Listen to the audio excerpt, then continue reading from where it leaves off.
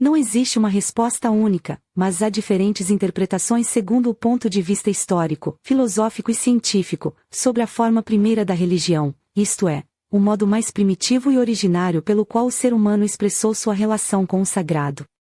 Do ponto de vista das ciências da religião e da antropologia, considera-se que a forma primeira da religião foi o animismo, ou seja, a crença de que toda a natureza está habitada por forças ou espíritos dotados de vida e vontade.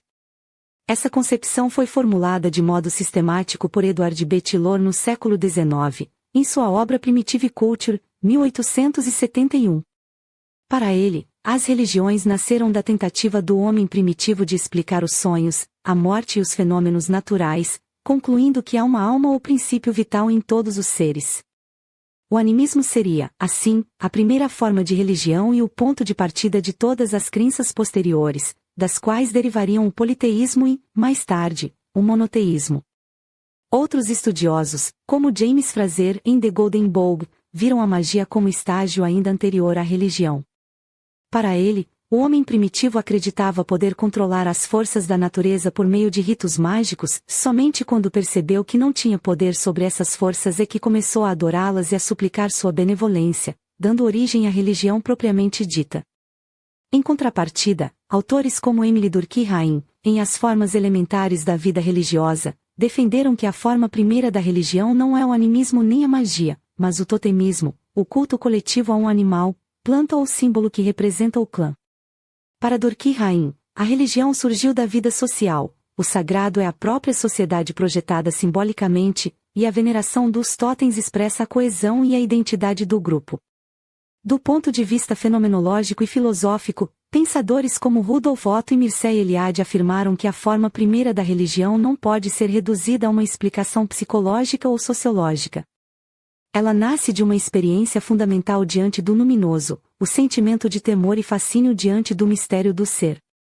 Eliade chamou essa experiência de hierofania, a manifestação do sagrado no mundo.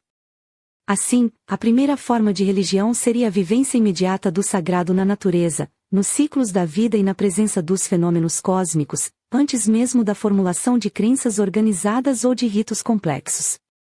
Entre os filósofos antigos, sobretudo os gregos, também se encontram ideias sobre a origem da religião.